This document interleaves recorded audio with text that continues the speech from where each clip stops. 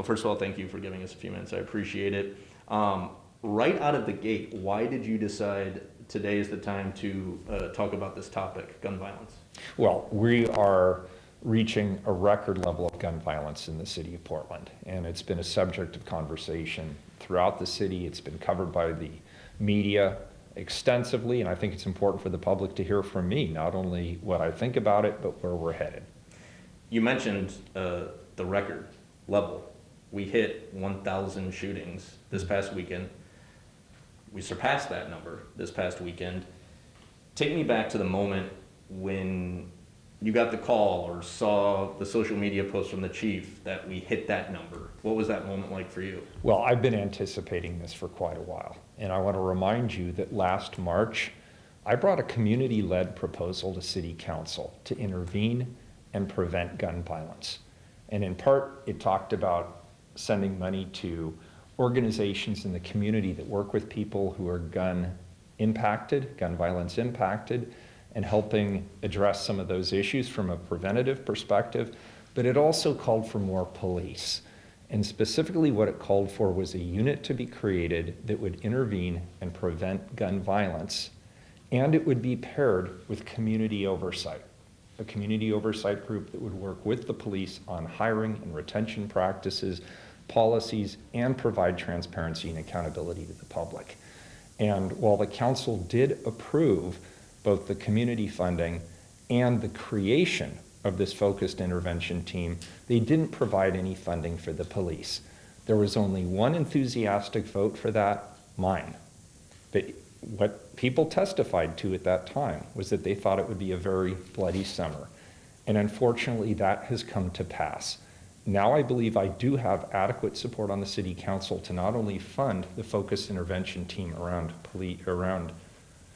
I not only believe I now have the necessary support on the council to fund the focused intervention team, but I also believe there is adequate support on the council for a longer-term staffing strategy for the police bureau overall. When can we expect to see that?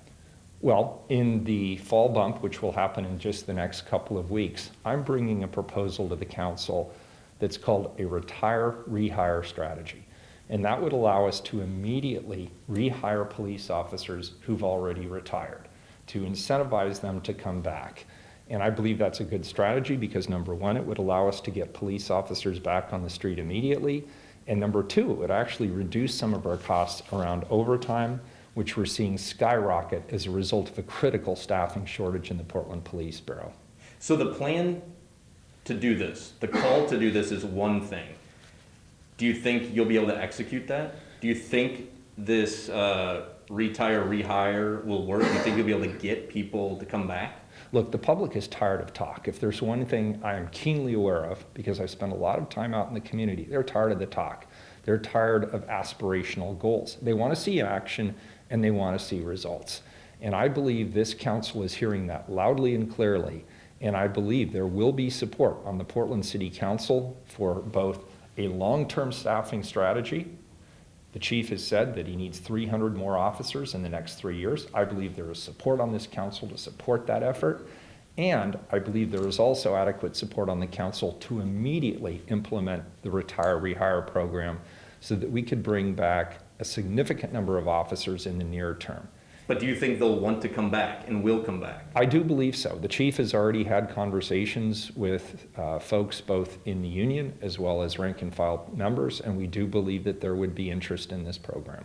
And you think this could have a direct impact on the gun violence in our city? There is no question in my mind that if we have the focused intervention team fully staffed, which I expect to have happen next month and deployed, in addition to the enhanced community safety team that I directed the chief to deploy several months ago that makes sure that we have investigative follow-up for gun violence. And if we add to that a longer-term strategy around rebuilding the Portland Police Bureau so we can get back to community policing, which is what we should be doing in the first place, as opposed to just having officers bounce from call to call to call in their cars, this will definitely have an impact on reducing gun violence.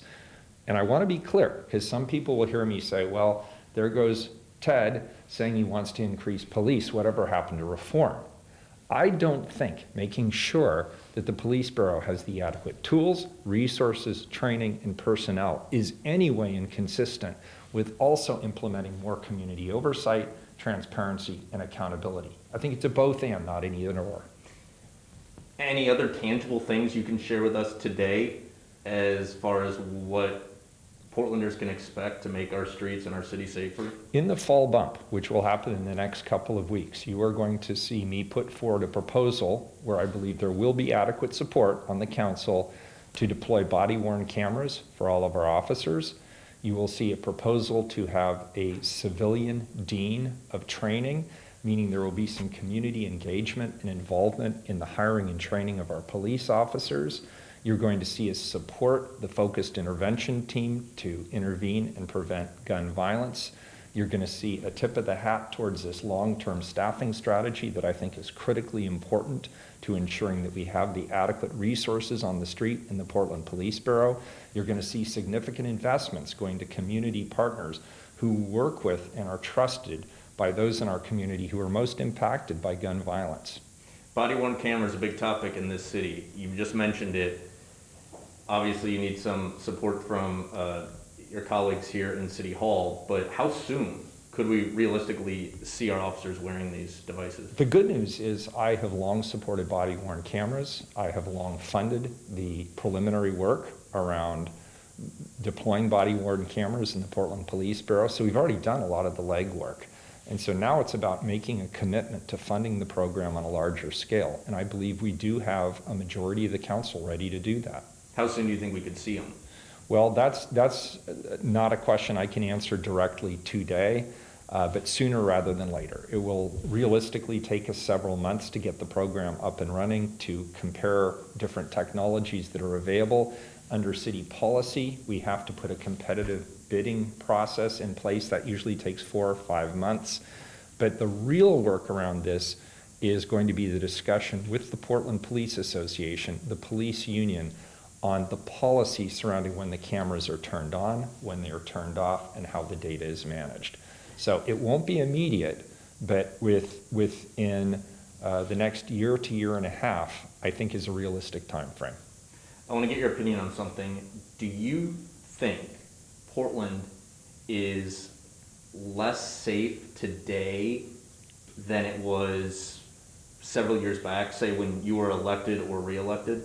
So it depends on what statistics you're looking at. There are some criminal activity that has skyrocketed, most notably gun violence. There's other criminal activity that has gone way down. But it sort of doesn't matter.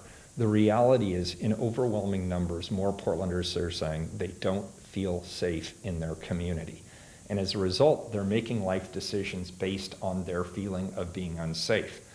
We're seeing businesses choose not to reopen. We're seeing employees choose not to come back to downtown. We're seeing people who are afraid to take public transit. We're seeing people not being as willing as they should be to go to restaurants or visit retail establishments. So the reality is that people are choosing not to do things because they're not safe. So my job is to make sure that people are safe. And the way we make sure people are safe is making sure that we have a police bureau with the adequate tools, resources, training, and staffing required to be able to do the job effectively. And on the other side of the coin, we need to keep honoring the community demands for increased transparency and accountability.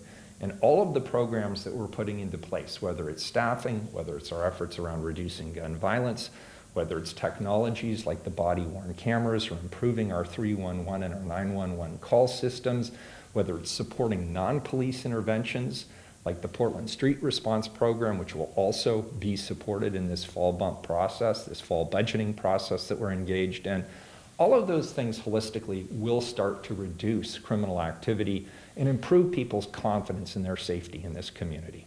What do you say, Mayor, to people who believe you primarily, but your colleagues in this building are to blame for the lawlessness occurring in Portland? Yeah, people are madder than hell. They're frustrated and they're angry, and they share it with me morning, noon, and night. And I accept that. I'm the mayor. The buck stops with me. There's nobody else that I'm going to point to and say, oh, it's their fault, it's their fault, it's their fault.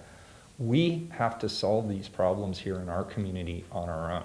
And I'm committed to do that. And that's why I'm looking for more police resources, more community resources, the better use of technology, supporting innovative programs like the Portland Street Response, and looking at how we can take a broad approach to reducing people's concerns about safety in this community. They blame me, they should, but the fact of the matter is, I didn't take this job so that people could pat me on the back and say, attaboy. I took this job because I love this community, like so many other people do, and I'm very concerned about its state. And as a result of that, my focus is putting actionable plans into place and showing results. When the results come in, then I would expect people to see that we've made good on our word. Probably running short on time, I assume. Couple more minutes, just two more. Sure, So, sure. yeah, you know, a lot of people you've alluded to feel hopeless, and you've alluded to this though too. I mean, do you see? I mean, is there reason to be hopeful here in Portland? Is there light at the end of the tunnel? There is light at the end of the tunnel, and there is reason for Portlanders to be hopeful. Look, we've gone through arguably the hardest 2-year period in the history of this city, maybe excluding wartime. But we're facing multiple crises simultaneously. A public safety crisis, record gun violence, a homeless crisis, unprecedented in the history of this city. We're seeing litter and graffiti in quantities that we've never seen before. We have COVID on top of that, an anemic economic recovery, at least as far as local small businesses are concerned. And all of these things are coming together in the perfect storm.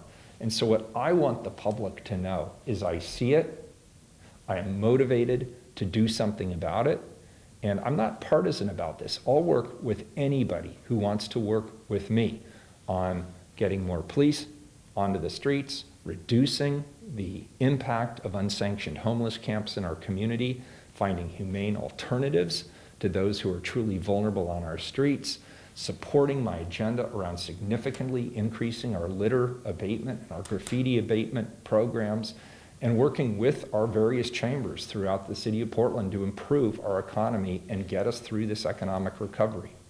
Lastly, Mayor, I want to follow up on something you just said, talking about the homeless crisis. Yeah. There are reports that you and your team want to ban homelessness in downtown Portland. Are those reports true? My team will leave no stone unturned when it comes to looking at any solutions to reduce the number of unsanctioned camps in this city. And I want to be clear, we're looking for humane alternatives to people living in what I see as squalid conditions.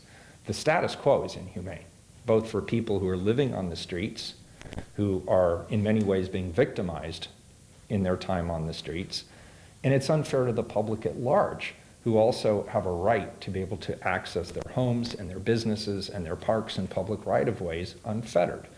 And so my strategy is to do multiple approaches to address this. Commissioner Ryan has put forth a good proposal, the Safe Sleep Villages that hold up to 60 people each, but we have to realize that's just one strategy. Even if he's able to deploy all 6 camps, that leaves thousands of people in unsanctioned camps throughout this community. I think we can do better. So we've looked at a strategy whereby, in addition to housing and supportive housing and shelters, maybe there's a strategy whereby we can identify some areas where people have access to just the most basic services. So that would be hygiene, toilets, running water, potentially laundry services, potentially transportation if we're able to get TriMet involved, maybe navigation to housing and other services, but we're looking at that on a much larger scale. So with regard to banning, the fact of the matter is in the city of Portland, we already have no camp zones,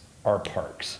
And in addition to that, we also have high foot traffic areas that are also posted no camping. And then other jurisdictions like ODOT and others, they also post certain areas no camping. But we see camping. We do. And so ultimately what we have to be able to do is reduce the number of unsanctioned camps on our street. Now, I want to be clear, I don't have the support of the city council to outright ban camping. I don't have that support on the council, but I do also want to point out that the city of Portland is geographically less restricted than other liberal West Coast cities like Oakland or Seattle. So I do believe there are areas where it's not appropriate for people to camp. I'm really concerned about people in proximity to schools. I don't think people should be in sensitive natural areas. I don't think they should be blocking people's homes or their businesses. And I'm really concerned about some of the practices where I'm seeing people with open fire pits close to buildings and forested areas. I'm seeing people misuse LNG canisters throughout the city. Those are ticking time bombs, literally. And so what I want to do is create safe and humane alternatives at scale to be able to significantly reduce the number of unsanctioned camps in the city as quickly as we possibly can. The goal should be 0 unsanctioned homeless camps in the city of Portland. Why? Because that is humane. Allowing people to live in squalor and to be victimized on the street, that is inhumane.